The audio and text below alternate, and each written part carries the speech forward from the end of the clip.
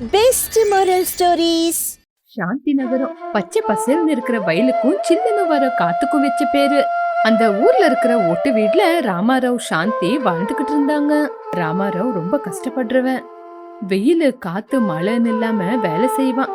பேருக்கு ஏத்த மாதிரியே லக்ஷ்மி ரொம்ப நல்ல குணம். கடவுள் அவளுக்கு கொடுத்திருக்கிறது ஒரே ஒரு குறை, அதுதான் மறைவு. சாதாரணமான மறைவு இல்ல, கையில ஒரு பொருளை வச்சுக்கிட்டே எல்லா இடமும் தேடுவா. ஒரு கேள்விக்கு பதில கேட்டா அவ கேட்ட கேள்வியையே மறந்துடுவா. ஒரு நாள் ராமாராவ் கெணத்துக்கிட்ட குளிச்சு முடிச்சிட்டு அவன் வீட்டுக்குள்ள வந்தான்.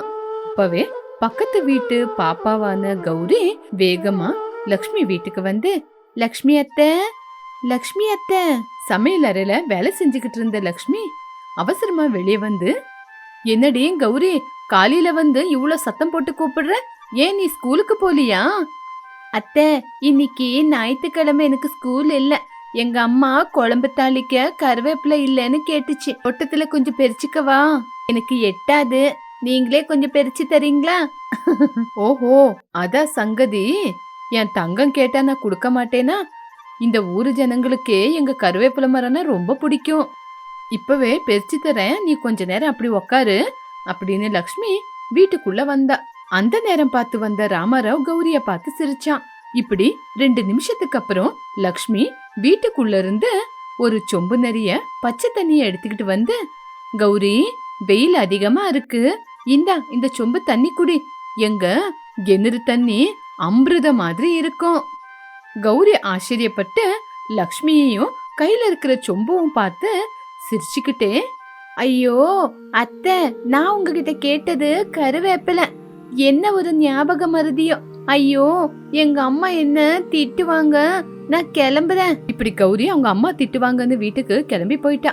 அத பார்த்த ராமாராவ் உடனே வெளியே வந்து, ஐயோ லக்ஷ்மி, உனக்கு என்னடியாச்சு? அந்த குழந்தை கேட்டது என்ன, நீ செஞ்சது என்ன? சின்ன குழந்தைங்க கிட்ட கூட அவங்க கேட்டதை செய்ய மாட்டியா? உன்னால என் மரியாதை போகுது. ஐயோ ஆமாங்க, அந்த குழந்தை என்கிட்ட கருவேப்பிலையே கேட்டுச்சு. நான் சமையல் ரூமுக்கு போன உடனே குடத்தை பார்த்தேனா, அந்த குழந்தை தண்ணியை தான் கேட்டிருக்கோன்னு குழந்தைக்கு தண்ணி கொண்டு வந்தேன். இப்படி பேசிக்கிட்டு இருக்கும் போதே சமையல் அறையில இருந்து சொயின்னு ஒரு சத்தம், புகை வெளியே வந்துகிட்டு இருந்துச்சு. ஐயோ லக்ஷ்மி, அடுப்புல பாலை வச்சிருந்தியா? ஒரே வாசனையா வருது, வா அப்படின்னு அவங்க 2 பேரும் வீட்டுக்குள்ள ஓடி வந்து பார்த்தாங்க. லக்ஷ்மி புருஷன் பின்னாடியே வந்தா. வந்து பார்த்தா பாலு பொங்கி போய் அடுப்பு அமிஞ்சு போயிருந்துச்சு. அந்த புகையோட வாசனை வீடு முழுக்க இருந்தது. அவன் கோபத்தோட வெளியே வந்து, எப்பவுமே உன் வேலை இதுதானா? பாலு பொங்கி போய் அடுப்பே அமிஞ்சு போச்சு பாரு. நான் வெளியே எவ்வளவு கஷ்டப்படுறேன்னு உனக்கு தெரியுமா? இந்த பால் வாங்குறதுக்கு எவ்வளவு கஷ்டம் இருக்குன்னாவது உனக்கு தெரியுமா? உண்மையிலேயே உன்னோட தலையில என்னதான் இருக்கு? ஆமாங்க, நேத்து கூட இப்படிதாங்க பக்கத்து வீட்டு கௌரியோட அம்மா ஏதோ நேத்து என்கிட்ட பேசிட்டு இருந்தாங்க.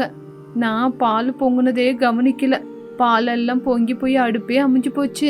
அந்த நேரம் பார்த்து அங்க வந்த சரஸ்வதி, ஆமாங்கண்ண, லக்ஷ்மிக்கு ரொம்பவே ஞாபகம் மருதி, ஆனா என்ன பண்றது? ஆனா லக்ஷ்மி ரொம்ப நல்லவ, என்கிட்ட சர்க்கரைய கேட்டுட்டு உப்பு டப்பாவை தூக்கிட்டு வந்துட்டா. ஆனா என்ன பண்றது, இதெல்லாம் சின்ன சின்ன விஷயம், சீக்கிரமா சரியாயிடுவா, மன்னிச்சிடுங்க. சரஸ்வதியோட பேச்ச கேட்கும்போது அவனோட கோவம் ஆறி போல, அதுக்கு பதிலா அவனோட கோவம் அதிகமாச்சு. முந்தானேத்து என்ன பண்ண தெரியுமா? என்னோட செருப்பை எங்க போட்டானே தெரியல. 2 நாளா நான் வெறும் காலோட நடந்துகிட்டு இருந்தேன். இன்னைக்கு பாலு, நாளைக்கு என்ன பண்ண போறேன்னு தெரியல. ஒரு நாள் ராமாராவ் ரொம்ப கோவமா ரெடியானா. அது எதுக்குன்னா, அன்னைக்கு அவனோட முதலாளி கிட்ட வாங்கின கடத்தை தீக்கிறதுக்கு கடைசி நாள். இப்படி அவனோட விளைச்சல் சரியா வரலனா கூட வீட்டுல இருக்கிற பழைய பொருளுங்க, கொஞ்சம் தானியம் எல்லாத்தையும் வித்து 50,000 ரூபாய் சம்பாதிச்சான். லக்ஷ்மி, நான் இப்போ கிளம்புறேன். ஆமா, சொன்ன மாதிரி சைக்கிள் சாவிய எங்க வச்ச? சைக்கிள் சாவியா? ஆமா, அத நான் எங்க வச்சேன்? ஒண்ணு சாமி போட்டோ முன்னாடி, இல்லனா அங்கதான் எங்கேயாவது மாட்டி வச்சிருப்பேன் அப்படின்னு சொன்ன உடனே ராமாராவ் வந்து சாமி போட்டோ பின்னாடி, வெளிய, ஜன்னலுக்கு பக்கத்துல அப்படின்னு எல்லா பக்கமும் தேடினான். லக்ஷ்மி, என்னால முடியல, ஒரு சாவிய கூட உன்னால பத்திரமா வைக்க முடியாதா? அதே சமயத்துல இடுப்புல தொங்குற சாவிய பார்த்து லக்ஷ்மி, ஐயோ என்னங்க, சாவி இங்கதான் இருக்கு, காலையில பீருவா சாவி கூட சேர்த்து நான் சைக்கிள் சாவியையும் இடுப்புலயே சொருவிக்கிட்டு இருக்கேன், இந்தாங்க. ராமாராவ் கோவமா சைக்கிள் கிட்ட வந்து மறுபடியும் கோவமா அவனோட பொண்டாட்டிய கூப்பிட்டான். லக்ஷ்மி, நான் சொல்றத சரியா கேட்டுக்கோ. நம்ம முதலாளி இருக்காருல்ல, அவரு மத்தியான நேரத்துல கடன் கேட்க வருவாரு. நான் வர கொஞ்சம் நேரமாயிடும்.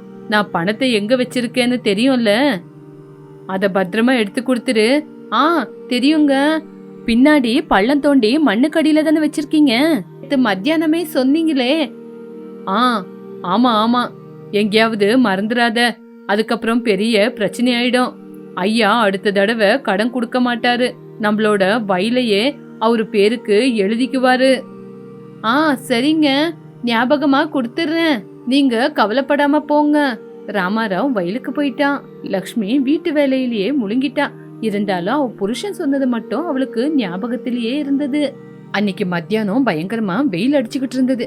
வீட்டு வாசல்ல யாரோ சத்தமா கதவை தட்டுற மாதிரி இருந்தது. லக்ஷ்மி வெளியே வந்தா. அவ முன்னாடி வீரைய வந்து நின்னு இருந்தாரு. ஏமா லக்ஷ்மி, உன் வீட்டுக்காரரு ராமாராவ் எங்க காணோம்? ஐயா, அவரு வயலுக்கு போயிருக்காருங்க ஐயா, வாங்க, அவரு வந்துருவாரு. நான் உட்கார வரலமா, இந்த தடவை கடனை அடிச்சிடுறேன்னு உங்க வீட்டுக்காரரு சொன்னாருன்னு முதலாளி சொன்னாரு. இன்னைக்குதான் உங்க வீட்டுக்காரருக்கு கொடுத்த கடைசி நாள். இன்னைக்கு காசை கொடுக்கறாரா இல்ல நாளைக்கு இடத்த ஜப்தி பண்ணிட்டுமா? அந்த வார்த்தையை கேட்ட உடனே லக்ஷ்மி ஷாக் ஆனா. அவ புருஷன் சொன்னது அவளுக்கு ஞாபகம் வந்துச்சு. இருங்க இருங்க, இப்ப வந்துடுறேன், கொஞ்சம் நில்லுங்க. அந்த நேரம் பார்த்து லக்ஷ்மி வீட்டுக்கு பின்னாடி போனா. அங்க இருக்கிற மண்ணை தோண்டுனா அங்க எதுவுமே இல்ல. லக்ஷ்மி ரொம்ப கவலைப்பட்டு, அட என்ன, இங்கதானே நேத்து வச்சாரு, ஆனா இப்ப பார்த்தா காணோம். அதுக்குள்ள அங்க வீட்டு வாசல்ல இருந்து வீரையா கத்திக்கிட்டு இருந்தான். அவளுக்கு வீரையாவோட குரல் கேட்டது. ஏமா, எங்கம்மா காசு? வீட்டுக்குள்ள கணக்க போட்டுக்கிட்டு இருக்கியா? சீக்கிரமா கொண்டு வா. லக்ஷ்மிக்கு அழுக வந்துருச்சு. அவ அழுந்துகிட்டே வெளிய வந்து, அண்ணன் அது வந்து அப்படின்னு பேசிக்கிட்டு இருக்கும்போது ராமாராவ் வந்தான். வீரையாவை பார்த்து சிரிச்சுக்கிட்டே, ஐயா வந்துட்டீங்களா? நான் உங்களுக்காக தான் பணத்தை கொடுக்கறதுக்காக வயல்ல இருந்து சீக்கிரமா வந்தேன். லக்ஷ்மி பணத்தை கொடுத்தியா? அந்த நேரம் பார்த்தா லக்ஷ்மி எதுவுமே பேசாம மௌனமா இருந்தா. லக்ஷ்மி, என்னாச்சு? பணத்தை கொடுக்கலையா? அங்கதானே வச்சிருந்தேன். லக்ஷ்மி பயத்துல நடுங்கிக்கிட்டே, இல்லங்க, இப்பதாங்க பார்த்தேன், அந்த மண்ணுக்கடியில எதுவுமே இல்லங்க. இந்த நேரத்துல ராமாராவுக்கு கோபம் நெத்திக்கேறிச்சு. அது எப்படி இல்லாம போவோம்? நேத்து என்னோட கையில நான் தானே அந்த இடத்துல வச்சேன். இந்த வீட்ல காசு இருக்கிறது யாருக்குமே தெரியாது.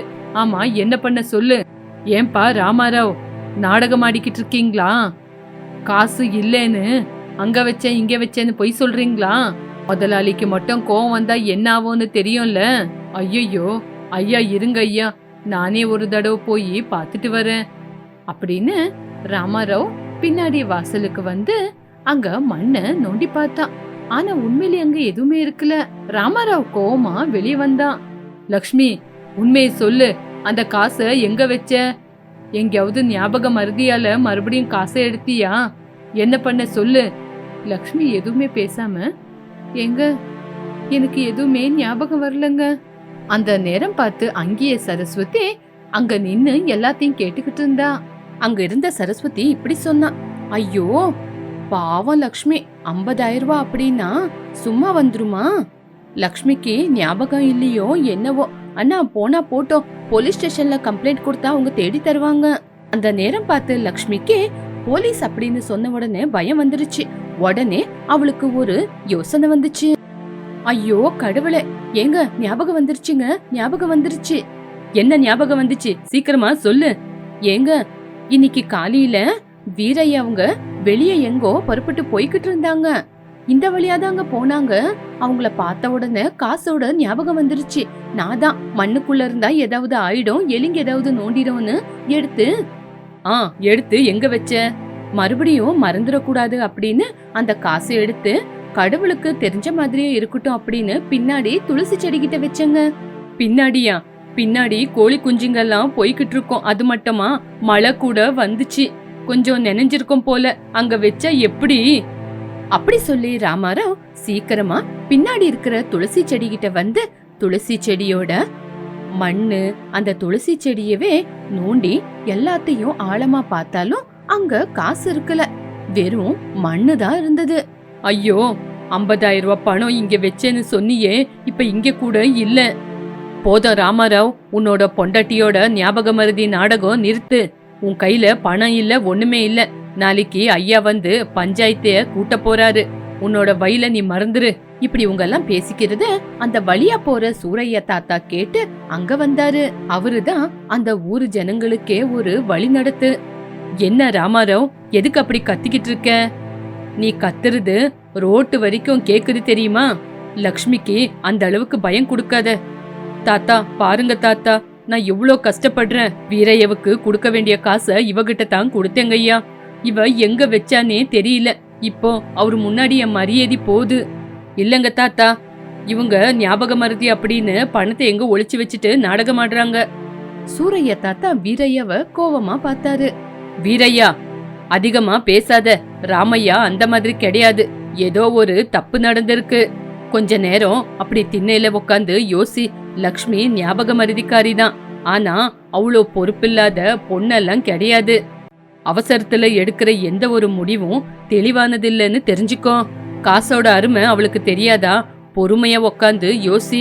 அந்த மண்ணுக்கடியில காசை வைக்கிறேன் அப்படின்னு நீ லக்ஷ்மிக்கு சொன்னியா? ஆமாங்க தாத்தா, நேத்து நைட்டு கூட அவகிட்ட சொன்னேன். இன்னைக்கு காலையில நான் வேலைக்கு கிளம்பும் போது கூட அவகிட்ட சொன்னேன் அப்படின்னு சொல்லும் போதே அவனுக்கு ஒரு மாதிரியா இருந்தது. ராமாராவ் கொஞ்ச நேரம் கண்ணை மூடி நைட்டு நடந்ததெல்லாம் யோசிச்சுக்கிட்டு இருந்தான். உடனே அவன் நிதானமா அவனோட பார்வை லக்ஷ்மி மேல போச்சு. லக்ஷ்மி கண்ணீர் விட்டுக்கிட்டு இருந்தா. உடனே அவன், லக்ஷ்மி அழுவாதடி, இது எல்லாமே என்னாலதானங்க. என்னோட ஞாபக மருதி தான் எல்லாத்துக்கும் காரணம்.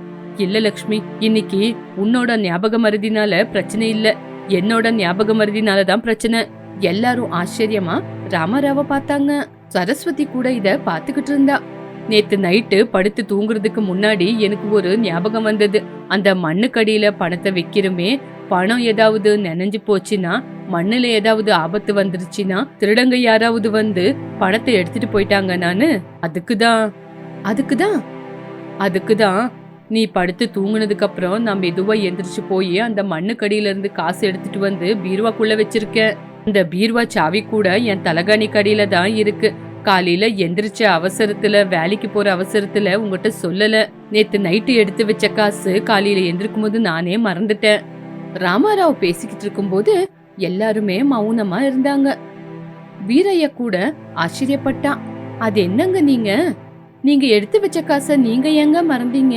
சரி போனா போட்டோம், காசு எப்படியும் கிடைச்சதே அப்படின்னு சொன்னாலும் அவ மூஞ்சில ஏதோ ஒரு சந்தேகம் இருந்தது. ஏங்க, அப்போ நான் துளசி கட்டையில என்ன எடுத்து வச்சேன்? எனக்கு நல்லா ஞாபகம் இருக்குங்க, நான் ஏதோ எடுத்து வச்சேங்க. அதுதான் எனக்கும் சந்தேகமா இருக்கு. பீர்வால காசு இருந்தா துளசி செடி கிட்ட நீ என்ன எடுத்து வச்சிருப்ப? என்னங்க ஞாபகம் வந்துருச்சு. இந்த பக்கம் காலையில வீரையா போகும்போது நான் போய் அந்த பணத்தை அவர்கிட்ட குடுக்கலான்னு அந்த மண்ணை தோண்டி பார்த்தேன். ஆனா அங்க காசு இருக்குல்லங்க. எனக்கு நெஞ்சே வெடிக்கிற மாதிரி இருந்தது. நீங்க இன்னும் கஷ்டப்படக்கூடாதுன்னு, அந்த பணம் போன விஷயம் உங்களுக்கு தெரியக்கூடாதுன்னு என்னோட செயினை கழட்டி அதை வச்சு காசை கொடுத்துடலான்னு அந்த செயினை தாங்க நான் ஒரு இலையில சுத்தி அந்த துளசி செடி கடியில வச்சேன். அந்த வார்த்தையை கேட்ட உடனே ராமாராவ் உடனே துளசி செடியில இருக்கிற மண்ணெல்லாம் தோண்டி பார்க்கும்போது ஒரு இலையில ஒரு சின்ன டாலர் பார்த்தான். அதை பார்த்து அவன் கண்ணீரை விட்டான்.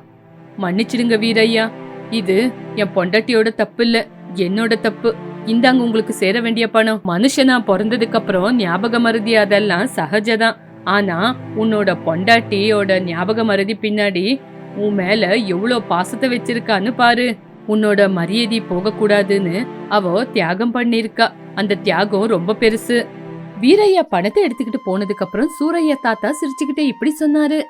பாத்தியா ராமாராவ், உன் பொண்டாட்டி ஒரு ஞாபக மருதின்னு சொல்ற, ஆனா அவ உன் மேல வச்சிருக்கிற பாசம் எவ்வளோ பெருசுன்னு பாரு. நீ இனிமே அந்த சரஸ்வதி பேச்செல்லாம் கேட்டு உன் பொண்டாட்டிய குறைச்சல எடை போடாத. ராமாராவ் லக்ஷ்மி கிட்ட வந்து, என்ன மன்னிச்சிடு லக்ஷ்மி, எனக்கும் ஞாபக மருதி இருக்கு. நீ பொருளை வச்சது மறந்தாலும் என் மேல இருக்கிற பாசத்தை, தர்மத்தை நீ மறக்கல. இனிமே உன்னோட ஞாபக மருதி எனக்கு கோவமா இல்லாம உன்னோட அன்பா இருக்கும். இனிமே நம்ம 2 பேரும் என்னதான் இருந்தாலும் சந்தோஷமா புரிஞ்சுக்கலாம் அப்படின்னு சொன்ன உடனே லக்ஷ்மி சிரிச்சா. அந்த சிரிப்புல அவ புருஷன் மேல இருக்கிற அன்பு தெரிஞ்சது. இந்த கதை மூலியமா நம்ம என்ன தெரிஞ்சுக்கணும் அப்படின்னா, எந்த மனுஷனா இருந்தாலும் ஏதாவது ஒரு குறை இருக்கும். அந்த குறைய பெருசா கோவத்தோட பார்க்காம அன்போட பார்த்தா அவங்களோட நல்ல குணம் கூட நம்மளுக்கு தெரிய வரும். நம்மளுக்கு மத்தவங்க தப்பு மட்டும்தான் தெரியும், ஆனா நம்மளும் தப்பு பண்ணுவோம்னு நம்ம கொஞ்சம் உக்காந்து யோசிக்கணும். அந்த உண்மைய நம்ம ஒத்துக்கணும். கோவத்தோட யோசிச்சு அவசரப்பட்டு முடிவெடுக்கிறதுக்கு நின்னு நிதானமா யோசிச்சு முடிவெடுக்கணும். வெங்கடபுரம் அப்படிங்கிற கிராமத்துல சுப்பையா பார்வத்தம்மா அப்படிங்கிற தம்பதிங்க இருந்தாங்க. அவங்களுக்கு ஒரே ஒரு பையன் பாலு. அவனுக்கு சாந்தி கூட கல்யாணத்தை முடிச்சாங்க. பாலுக்கு கல்யாணம் ஆனதுக்கு அப்புறம் சிவையா பார்வத்தம்மா 2 பேரும் அவங்களோட கடமை முடிஞ்சிச்சுன்னு தீர்த்த யாத்திரைக்கு கிளம்புனாங்க. தீர்த்த யாத்திரைக்கு போறதுக்கு முன்னாடி பையன்கிட்ட, பாலு, உனக்கு கல்யாணத்தை பண்ணி வச்சதுக்கு அப்புறம் அப்பா அம்மாவா எங்களோட கடமை முடிஞ்சது. எங்களுக்கு எவ்வளவு நாளாவும் தீர்த்த யாத்திரைக்கு போனோன்னு இருந்தது. அந்த கோரிக்கை பூர்த்தியாவ இவ்வளவு நாள் ஆச்சு. அதுலயும் நீங்க நவ தம்பதிங்க.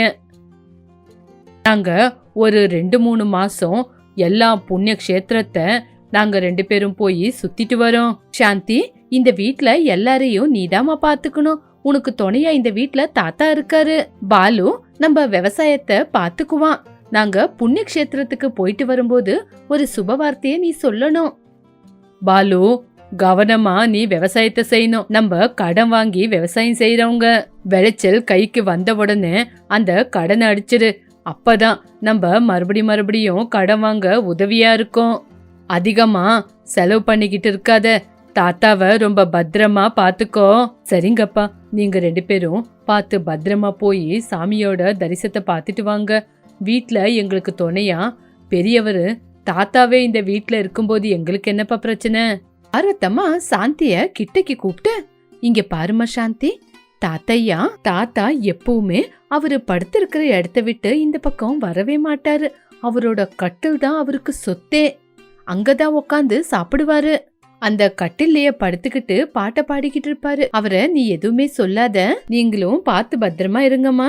சரிங்கத்த, தாத்தாவை பத்தி நீங்க எந்த கவலையும் படாதீங்கத்த. நான் தாத்தாவை பத்திரமா பாத்துக்கிறேன். நீங்க பார்த்து பத்திரமா போயிட்டு வாங்கத்த. சிவையா பார்வத்தம்மா தீர்த்த யாத்திரைக்கு கிளம்பி போனாங்க. ஆனா தாத்தா மட்டும் அந்த மர கட்டில்ல படுத்துக்கிட்டு கால் மேல கால் போட்டுக்கிட்டு பாட்டு பாடிக்கிட்டு இருந்தாரு. பாலு கிளம்பி வயலுக்கு போயிட்டான். சாந்தி வீட்ல சாப்பிடுறதுக்காக தாத்தாவை கூப்பிட தாத்தாவோட ரூமுக்கு வந்தா. தாத்தா, வாங்க தாத்தா, சாப்பிடலாம். எவ்வளவு நேரம்னு கட்டிலே உக்காந்து இருப்பீங்க? நம்ம 2 பேரும் வெளியே நல்ல காத்தடிக்குது, அங்க உக்காந்து சாப்பிடலாம். இல்லம்மா, இந்த கட்டிலேயே நல்லாதான் சில்லுன்னு காத்து வருது. அதுக்காக எதுக்கு வெளியே வரணும்? இந்த கதவை திறந்து வச்சாலே போதும்மா, காத்து நல்லா சில்லுன்னு வரும். இன்னும் சாப்பாடு சொல்றியா? நம்ம 2 பேரும் வேணா இங்கே உக்காந்து சாப்பிடலாம். தாத்தா, கட்டில மேலெல்லாம் உக்காந்து சாப்பிடக்கூடாதுன்னு எங்க அம்மா எனக்கு சின்ன வயசுல சொல்லி கொடுத்துருக்காங்க. நீங்களும் வந்தா அந்த ரூம்ல உக்காந்து சாப்பிடலாம் தாத்தா. இங்க பாருமா, மெத்தையில சாப்பாடு உக்காந்து சாப்பிடக்கூடாதுன்னு எனக்கு எங்க அம்மா சொல்லல. அதனால நீ சாப்பாட இங்கேயே கொண்டு வா. நான் இந்த மெத்தையிலே உக்காந்து சாப்பிடுறேன். ஐயோ தாத்தா, நீங்க இந்த கட்டில விட்டுட்டு கீழேயே இறங்க மாட்டேங்கிறீங்களே. இந்த கட்டில பத்தி ஏதாவது விசேஷம் இருக்கா? அது என்னன்னு எங்களுக்கும் சொல்லலாம்ல தாத்தா. இருக்குமா, ஆனா அத பத்தி நான் இப்போ உங்ககிட்ட சொல்ல மாட்டேன். அதுக்குன்னு ஒரு நேரம் வரும், அப்ப சொல்றேன். இந்த கட்டில பத்தி சொல்லணும்னா அப்போ சொல்றதுக்கு நிறைய இருக்கு. அது உங்ககிட்ட அப்புறம் சொல்றேன் அப்படின்னு சொன்ன உடனே சாந்தி தாத்தாவுக்கு சாப்பாடு எடுத்துக்கிட்டு வந்து கொடுத்தா. தாத்தா மத்தியான சாப்பாட மெத்தையிலேயே உக்காந்துக்கிட்டு சாப்பிட்டாங்க. சாயங்காலம் ஆச்சு. பாலு வேலையை முடிச்சுக்கிட்டு வீட்டுக்கு வந்தான். எல்லாரும் உக்காந்து சாப்பிடலான்னு தாத்தாவை கூப்பிட்டாங்க. சாந்தி, நீ போய் தாத்தாவை கூட்டிட்டு வா. எல்லாரும் இப்படியே ஹால்ல உக்காந்து சாப்பிடலாம். மத்தியானம் தாத்தாவை சாப்பாடுக்கு கூப்பிட்டப்ப கூட தாத்தா வரலங்க வெளியோ. நான் தான் கொண்டு போய் ரூம்லயே கொடுத்துட்டு வந்தேன். இப்ப தாத்தாவை கூப்பிட்டா கூட தாத்தா நம்ம கூட வெளியே உக்காந்து சாப்பிட வரமாட்டாங்க. அம்மா தான் தாத்தாவை கவனிச்சுக்கிட்டாரு. அவரை பத்தி எனக்கு சரியா தெரியல. எங்க தாத்தாவே அப்படிதான் சாந்தி, யாரு பேச்சையும் கேட்க மாட்டாரு. அவரு பேச்சுதான் அவருக்கு பெருசு. சரி, நம்ம 2 பேரும் சாப்பிட்டு தாத்தாவுக்கு சாப்பாடு கொண்டு போய் கொடுக்கலாம். இப்படி புருஷன் பொண்டாட்டி 2 பேரும் சாப்பிட்டு தாத்தாக்கு சாப்பாடு எடுத்துக்கிட்டு ரூமுக்கு போனாங்க. தாத்தா, உங்களுக்காக சாப்பாடு கொண்டு வந்திருக்கேன் அப்படின்னு சொன்ன உடனே தாத்தா எந்திரிச்சு உக்காந்தாரு. தாத்தா சாப்பிட்டதுக்கு அப்புறம் தாத்தாவுக்கும் அந்த மெத்தைக்கும் இருக்கிற சம்பந்தம் என்னன்னு பாலு தெரிஞ்சுக்கிறதுக்காக தாத்தாவை பார்த்து, தாத்தா, இந்த மெத்தைக்கும் உங்களுக்கும் என்ன தாத்தா சம்பந்தம்? எதுக்காக நீங்க எப்பவுமே இந்த மெத்தையிலேயே உக்காந்துருக்கீங்க? இந்த ரூமை விட்டு வெளியவே ஏன் வரமாட்டேங்கிறீங்க? நான் நிறைய தடவை இந்த கதை என்னன்னு உங்ககிட்ட கேட்கணும்னு பார்த்தேன். ஆனா அதுக்கு சரியான நேரம் அமையல. இன்னைக்கு நீங்க சொல்லியே ஆகணும். ஏங்க, இத பத்தி மத்தியானமே தாத்தா கிட்ட நான் கேட்டேங்க. ஆனா தாத்தா எனக்கு சரியான பதிலே சொல்லல. நேரம் வரும்போது சொல்றேன் அப்படின்னு சொன்னாரு. தாத்தா, எனக்கு கூட இந்த கட்லோட கதைய பத்தி சொல்ல மாட்டீங்களா? சொல்லுங்க தாத்தா. உங்களுக்கு அப்புறம் இந்த வீட்டு வாரிசா இருக்க போறது நான் தானே. தயவு செஞ்சு சொல்லுங்க தாத்தா. சொல்றேன்டா. நீங்க இந்த கட்லை பத்தி இவ்வளோ கேட்கும்போது நான் எதுக்கு சொல்லாம இருக்க போறேன்னு சொல்லுங்க பாக்கலாம். இந்த கட்லை உங்க ஆயா அவளோட பிறந்த வீட்டுல இருந்து எடுத்துட்டு வந்தா. உங்க அப்பாவும் இந்த கட்டில்ல தான் பிறந்தான். நீயும் இந்த கட்டில்ல தான் பிறந்தீங்க. உங்க பாட்டி என்னை விட்டுட்டு போனதுக்கு அப்புறம் இந்த கட்டில்ல அவ இருக்கிறான்னு நினைச்சுதான் நான் இத யாருக்குமே கொடுக்காம இத நானே வச்சுக்கிட்டு இருக்கேன். நீ பிறந்தப்போ இந்த கட்டில் வேணும்னு உங்க அப்ப எடுத்துக்கிட்டான். அதுக்கப்புறம் இது பழையசாயிடுச்சுன்னு உடைச்சு போட பார்த்தான். அதனாலதான் யாருக்குமே கொடுக்காம பத்திரமா நானே வச்சிருக்கேன். தாத்தா, இந்த கட்டில நீங்க எனக்கு கொடுங்க. உங்களுக்கு அப்புறம் அடுத்த வாரிசா நான் தானே பாத்துக்கணும். அதனால இப்பவே இந்த கட்டில எனக்கு கொடுத்துருங்க. எந்த காரணத்து கொண்டோ இந்த கட்டில எதுவுமே பண்ண மாட்டேன். இப்படி சொல்லிதாண்டா உங்க அப்பா கூட இந்த கட்டில என்கிட்ட இருந்து வாங்கிட்டு போனா. இல்ல, நான் கொடுக்க மாட்டேன். நீயும் அப்படிதான் ஏதாவது பண்ணுவ. அதனால நான் உனக்கு கொடுக்க மாட்டேன். ஐயோ தாத்தா, அப்படியெல்லாம் சொல்லாதீங்க தாத்தா. உங்க காலத்துக்கு அப்புறம் இந்த கட்டில நான் தானே பாத்துக்கணும். எனக்கே கொடுங்க. இல்ல, என் காலம் இருக்கிற வரைக்கும் இந்த கட்டில யாருக்கும் கொடுக்க மாட்டேன். இந்த கட்டில ஒரு பெரிய ரகசியமே இருக்கு. உங்க அப்பா கிட்ட அந்த ரகசியத்தை ஒரு தடவை சொன்னேன். அதனாலேயே இதை உடைச்சு போடணும்னு அவன் பாத்துக்கிட்டு இருந்தான். என்ன தாத்தா சொல்றீங்க? அப்படி என்ன ரகசியம்? எதுக்காக அப்பா இதை உடைக்கணும்னு பார்த்தாரு? நான் சொன்னேனேப்பா, அது ஒரு ரகசியம்னு, யாருக்கிட்டையும் சொல்லக்கூடாதுன்னு. தாத்தா, நான் உங்க பேரன் தானே. நீங்க என்கிட்ட கூட இந்த ரகசியத்தை சொல்லக்கூடாதா? அப்படிதான்டா நானும் நினைச்சு என்னோட பையன் தானே உங்க அப்பான்னு உங்க அப்பங்கிட்ட சொன்னேன். ஆனா அவன் இதை உடைக்க பார்த்தான். அதனாலதான் அவனோட வாரிசு தானே நீயும் அப்படிதான் பண்ணுவ. அப்போ இந்த ரகசியம் என்னன்னு அப்பாக்கு நல்லா தெரியுமா? தெரிஞ்சதுனாலதான் இந்த கட்டில நாசமாக்கணும்னு உங்க அப்பா பாத்துக்கிட்டு இருந்தான். இந்த விஷயத்த பத்தி யாருக்கிட்டையும் சொல்லக்கூடாதுன்னு அவங்ககிட்ட சத்தியத்தை வாங்கியிருக்கேன். அப்பத்துல இருந்து இந்த கட்டில்ல நான் மட்டும்தான் படுக்கிறேன். தாத்தா, தயவு செஞ்சு அந்த ரகசியம் என்னன்னு என்கிட்ட சொல்லுங்க தாத்தா. ஏங்க, தாத்தா இவ்வளவு தூரம் சொல்லிக்கிட்டு இருக்காங்கல்ல. தாத்தாவுக்கு பாட்டியோட ஞாபகத்தினாலதான் இந்த கட்டில தாத்தா விட மாட்டேங்கிறாருன்னு. அது மட்டும் இல்ல, ஏதோ ஒரு ரகசியம் இருக்கு. அந்த ரகசியத்தை சொன்னதுனாலதான் உங்க அப்பாவே இந்த கட்டில உடைக்க பார்த்தாருன்னு கூட சொன்னாங்கல்லங்க. மறுபடியும் எதுக்கு நீங்க அடம் பிடிக்கிறீங்க? வாங்க போலாம். சாந்தி, இந்த கட்டிலோட ரகசியத்தை ஒரு நாள் இல்லைன்னா ஒரு நாள் உங்ககிட்ட கண்டிப்பா சொல்றேன். இங்க பாருமா, அந்த ரகசியத்தை இவங்கிட்ட கூட சொல்லக்கூடாது. சரிங்க தாத்தா, நீங்க கண்டிப்பா என்கிட்ட சொல்லுங்க. ஆனா நான் யாருகிட்டயுமே இத பத்தி சொல்லவே மாட்டேன் அப்படின்னு பேசிட்டு அங்கிருந்து கிளம்பி போயிட்டாங்க. இப்படி இருக்கும்போது ஒரு நாள் பாலு வியாபாரத்துல நஷ்டத்தை அடைஞ்சான். பாலு கடன் வாங்கி விவசாயம் செய்யறதுனால அவன் கடனை தீர்க்க முடியாம கடன்காரங்க வந்து, டே பாலு, உங்க அப்பா மூஞ்ச பார்த்துதான் உன்னை நம்பி கடன் கொடுத்தேன். இல்லனா கடனே கொடுத்திருக்க மாட்டேன். ஆமா, என்னோட கடனை எப்ப அடிக்க போற? ஐயா, இந்த தடவை நான் விவசாயம் பண்ணது எல்லாமே எனக்கு நஷ்டத்துல தாங்க ஐயா போச்சு. இந்த தடவை விவசாயத்தை நல்லபடியா செஞ்சு முடிக்கிறேன்னு நம்புங்க ஐயா. இங்க பாருப்பா, இந்த வருஷம் விளைச்சல ஆரம்பிக்கிறதுக்காக நான் உனக்கு கடன் கொடுத்தேன். அதையே நீ திருப்பி கொடுக்கல. அடுத்த வருஷம் எனக்கு மட்டும் காசை எந்த தானியம் போட்டு கொடுக்க போற?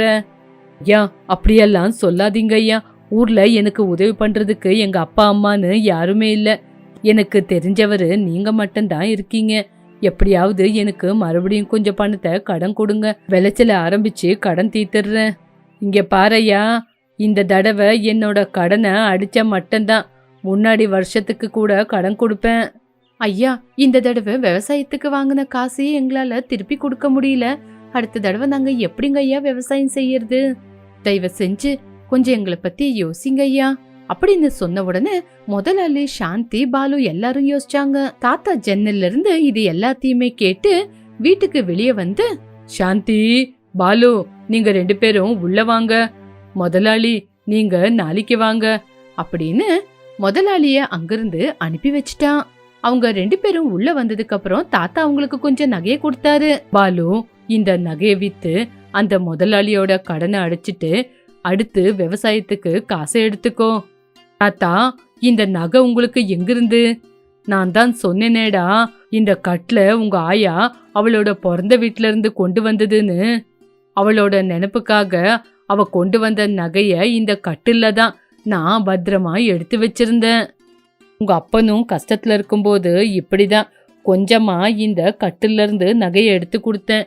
ஆனா அவன் மறுபடியும் கஷ்டம் வரும்போது எனக்கு தெரியாம இதுல இருந்து நகையை எடுக்க பார்த்தான்.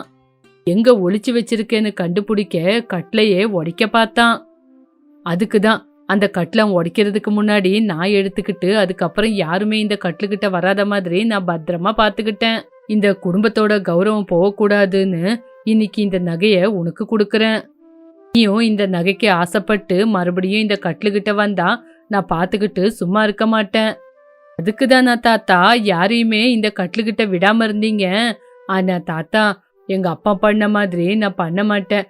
முதலாளி கிட்ட கடன் வாங்கினதுனாலதான் இன்னைக்கு அவரு முன்னாடி நான் தலை குனிஞ்சு கை கட்டி நின்னுகிட்டு இருந்தேன். அதுக்கப்புறம் நம்மளோட குடும்பத்தோட கௌரவம் போற மாதிரி நான் பார்க்க மாட்டேன் தாத்தா. இதுக்கப்புறம் நான் நல்லபடியா வேலை செஞ்சு விளைச்சல் பண்றேன். தாத்தா, நீங்க கொடுத்த நகைய இப்ப கொண்டு போய் அடமான வச்சு எங்களுக்கு விவசாயம் செஞ்சு லாபம் வந்ததுக்கு அப்புறம் இத மீட்டு உங்ககிட்டயே கொடுத்துடுறோம்.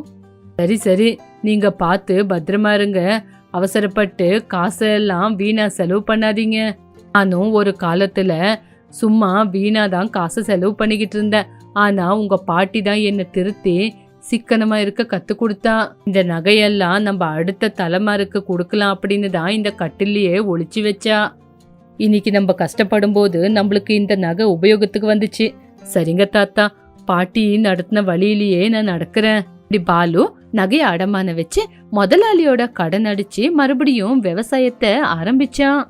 நல்லபடியா விவசாயம் செஞ்சு லாபத்தை சம்பாதிச்சு மறுபடியும் அந்த நகையெல்லாம் மீட்டு அவங்க தாத்தா கையிலேயே கொடுத்து தாத்தா மறுபடியும் அந்த நகைய அந்த மரங்கட்டுல ஒளிச்சு வச்சாரு.